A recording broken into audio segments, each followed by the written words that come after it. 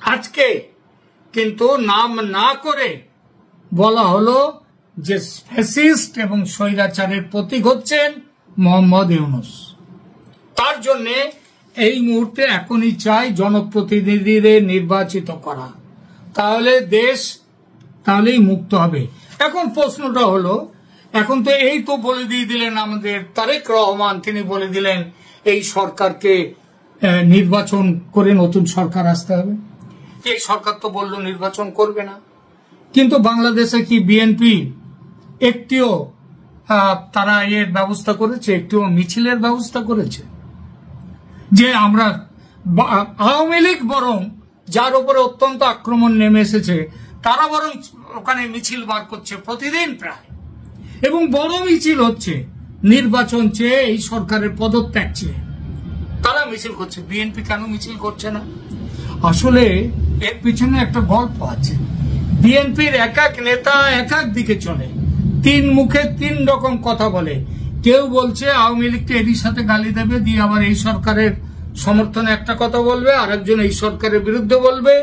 এইভাবে ওরা চলছে, এবং তারা গ্রাসরুট স্তরে, তৃণমূল স্তরে তারা তো ওখানে তোলাবাজি করে যাচ্ছে। তাদের মূল লক্ষ্য তোলাবাজি করে টাকা তোলা, সেই জিনিসটা তারা করে যাচ্ছে। সুতরাং সেই জিনিসটা তারা বিএনপি কি করবে কি করবে না সেটা বড় কথা নয়। আওয়ামী লীগ তাদের সাধারণ মানুষ, তারা এই সরকারের বিরুদ্ধে সশস্ত্র লড়াইতে নামতে পারে না, এই সরকারকে বাধ্য করতে পারে না ইউনূসকে চলে যাওয়ার জন্য। সাধারণ মানুষের ক্ষমতা নেই, তারা মিছিল, মিটিং, স্লোগান দিতে পারে, কিন্তু সে ক্ষমতাটা আছে একমাত্র দেশের সেনাপ্রধানের, সেনাবাহিনীর। সেনাবাহিনীর কাছে এইবার আমার দুটো প্রশ্ন। আপনারা যে কথা বলেন, কথা শুনতে খুব ভালো লাগে, আপনাদের কথা সাধারণ মানুষ সমর্থন করে, কিন্তু আপনারা কথাটা বলার পরে আপনারা চুপ করে যান।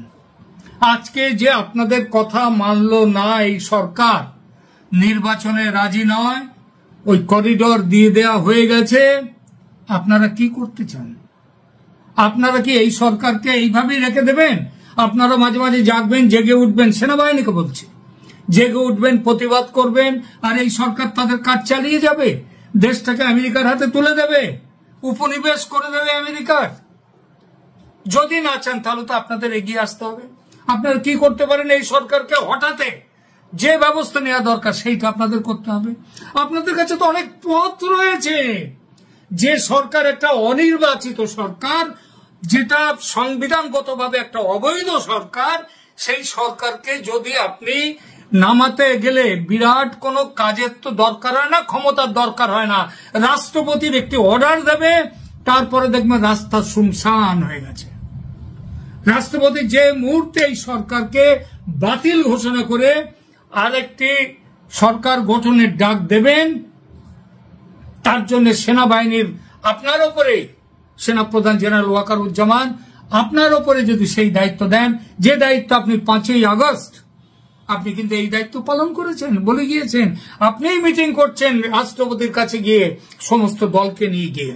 সেদিন করতে পারলে আজকে কেন করতে পারেন না? আজকে এই সরকারকে রাষ্ট্রপতির সাথে যোগাযোগ করে এই সরকারকে বাতিল করে একটি কি বলবো জাতীয় সরকার গঠন, কিংবা আপনি ক্ষমতা হাতে নিন না, একটি কেয়ারটেকার সরকার করে 3 মাসের মধ্যে নির্বাচন করার অভিজ্ঞতা বাংলাদেশে আছে, সেটা বাংলাদেশে হচ্ছে। তাহলে আপনি কেন পারেন না?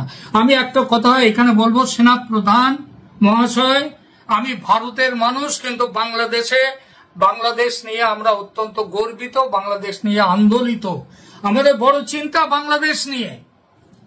সুতরাং এই বাংলাদেশে আপনি ফেব্রুয়ারির শেষ সপ্তাহে গিয়ে বললেন দুটো কথা, বলে আপনি চুপ করে গেলেন, তারপরে আবার কয়েকদিন পরে দরবার করলেন, চারদিকে সেনা ছড়িয়ে দিলেন, আবার চুপ করে গেলেন। এবারে যদি চুপ করে যান, কিন্তু আপনার বিশ্বাসযোগ্যতা চলে যাবে।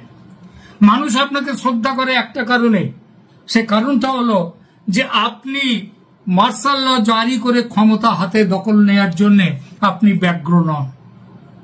আপনি সেনার যেটা কাজ, সেই কাজ করতেই আপনি চান। আমরা জানি যে আপনি ক্ষমতা গ্রহণের জন্য আপনি লালায়িত নন, কিন্তু ক্ষমতা গ্রহণের জন্য লালায়িত না হলেও আপনার উপরে তো একটা দায়িত্ব আছে দেশকে বাঁচানোর।